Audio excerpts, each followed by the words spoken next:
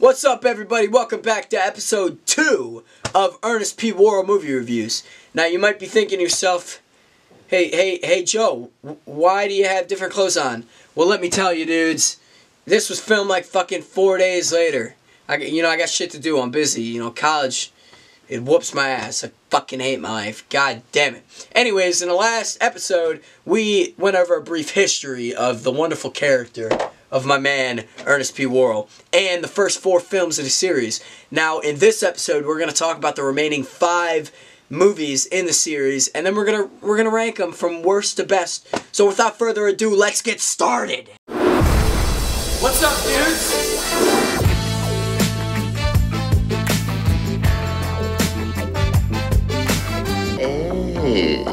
Now, the first movie we're going to talk about is Ernest Rights again. It's the 5th movie in the series. Now, it was released in 1993, I believe, and it only grossed $1.5 million at the box office.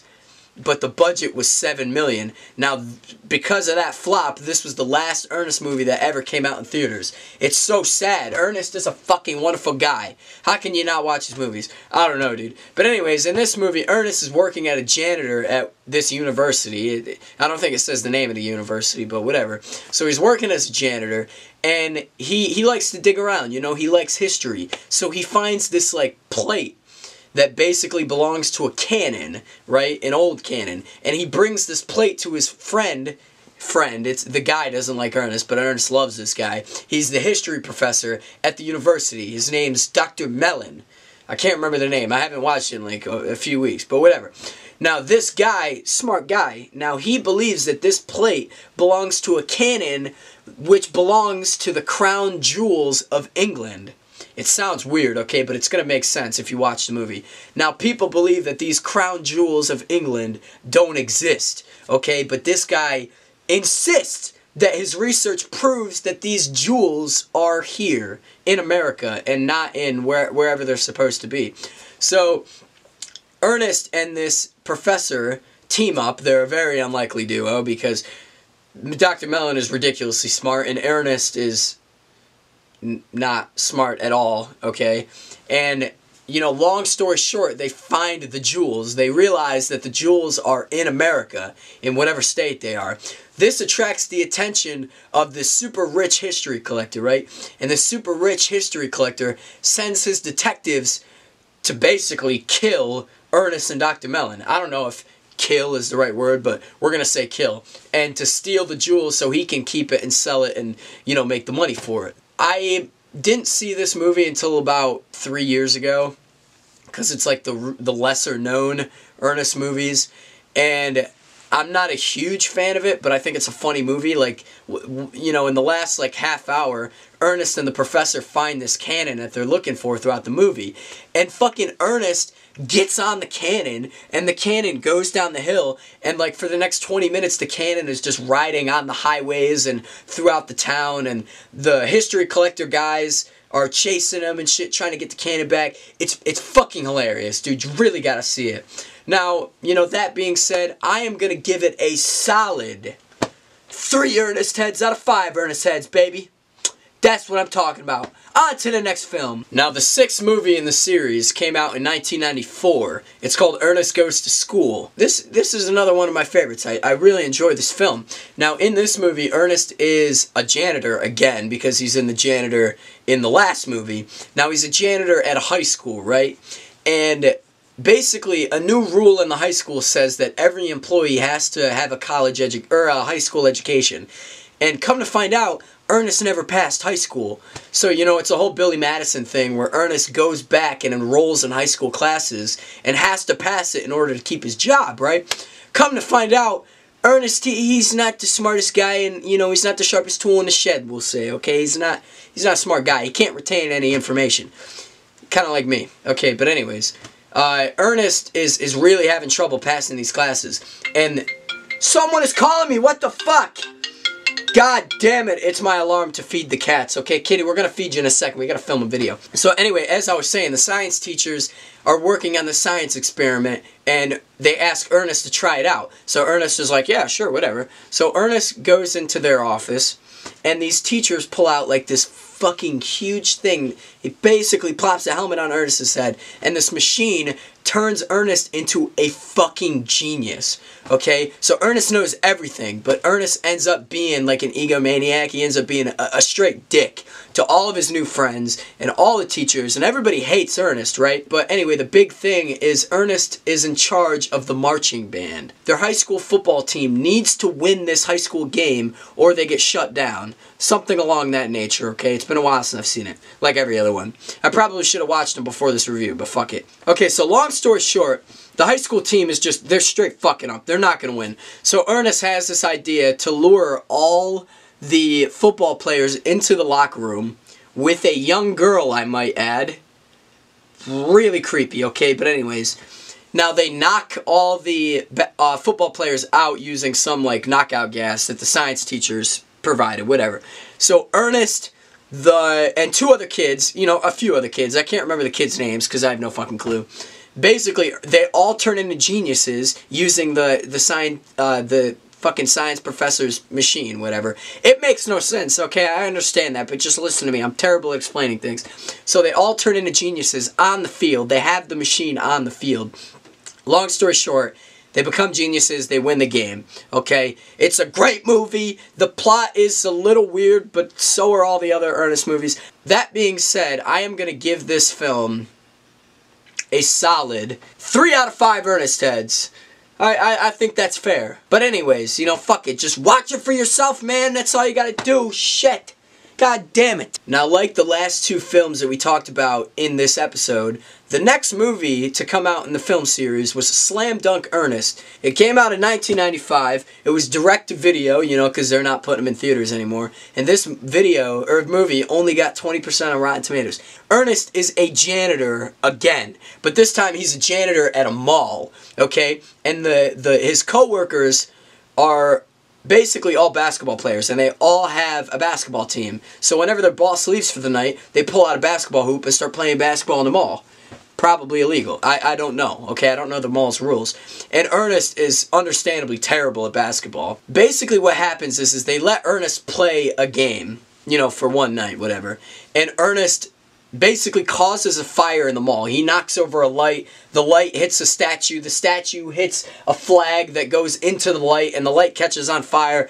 It's a crazy big slapstick shit, okay? So, you know, a fire starts in the mall, the boss comes, the fire department come, they put out the fire, and the boss basically is fucking pissed, understandably. So Ernest takes the blame for it.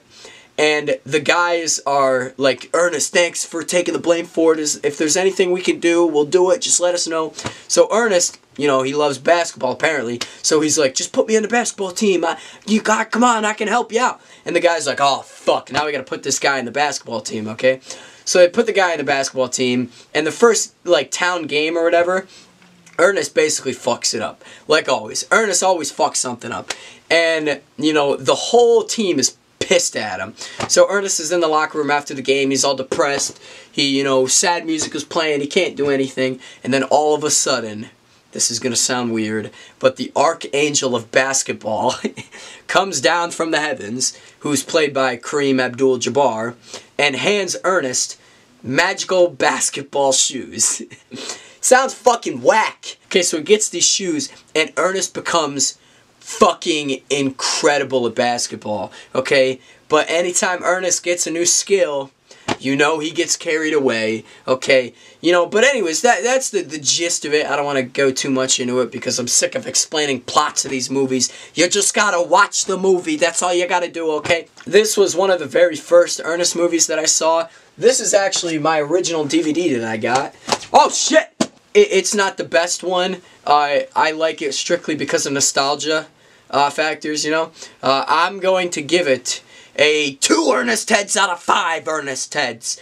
Just watch it, okay? Just fucking see this fucking box set, The Best of Ernest. That was on Amazon for like $20.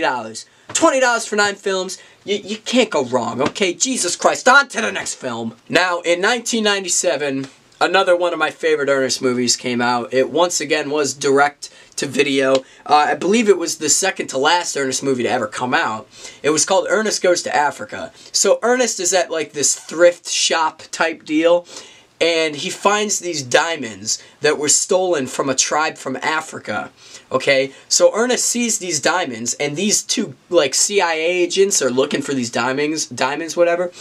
And just as they're about to find the diamonds, Ernest buys them for like $1. And Ernest makes a fucking yo-yo out of these diamonds. Sick part of the movie, by the way. And long story short, they find out that Ernest bought the diamonds, and they kidnap Ernest and his lady friend that somehow knew Ernest. I don't know how they thought that she was with him, but they kidnapped her as well, okay? I can't remember the exact points, okay?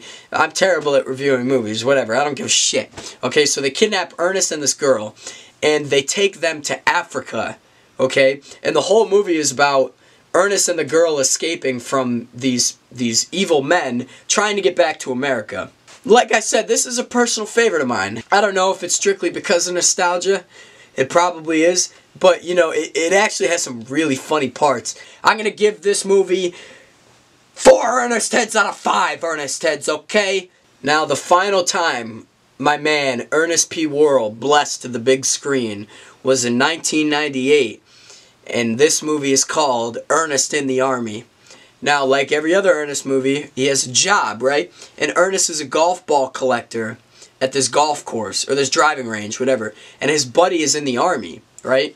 And Ernest is really jealous, you know, he wants to be a war hero, he wants to be, you know, he wants to have women, the nice uniforms, whatever. So his friend is like, hey man, if you join the Army, you don't have to go into actual combat, but you can drive big vehicles, you could hang out with Army women, you can do Army people things, okay? And Ernest enlists in the Army, you know, because his friend was like, nah, you won't have to go into actual combat. Come to find out, the UN ambassador comes to his troop and tells them that the whole, like, platoon or whatever has to be deployed to the Middle East, okay? Ernest gets captured by the fucking dictator that's trying to invade the country that he's in. And, you know, I don't want to go too much far into the plot because I haven't seen it too many times, you know, only a few hundred times, which is crazy, but I'm not really a big fan of this movie. I never was. I just thought that all the jokes were stale. You know, that being said, I'm going to give it a 1 Ernest Head out of 5 Ernest Heads. Make no mistake, okay, I love the goddamn Ernest in the Army movie, okay, because it's an Ernest movie. I don't care if it was Ernest Goes to the Bathroom. I would still fucking watch that movie because it's a fucking great movie. But that concludes all the films, dude. All you gotta fucking do is just go to Amazon. The Best of Ernest. You gotta buy it. It's only fucking, I don't know how much it was. I think I got it for like 20 bucks. Dude, it has both these box sets. It's great. We are gonna rank each Ernest movie from worst to best. So let's get right into that. My favorite part of the review is ranking all the Ernest movies. And this was a tough thing to do because, yeah, you know, some Ernest movies might be rated better than others in my opinion, but I love every single Ernest movie. So without further ado, we're going to start with number 9. We're going to go from not the best to the best, because I don't want to say worst because they're not bad, you know, I mean they're bad, but they're not bad in my opinion, okay? Now, number 9 is going to be Ernest in the Army. Okay, not a huge fan, still pretty good, okay? Number 8 is going to be Ernest Saves Christmas. Number 7 is going to be Ernest Rides Again. Number 6 is going to be Slam Dunk Ernest. Number 5 is going to be Ernest Goes to School. Number 4 is going to be Ernest Goes to Camp.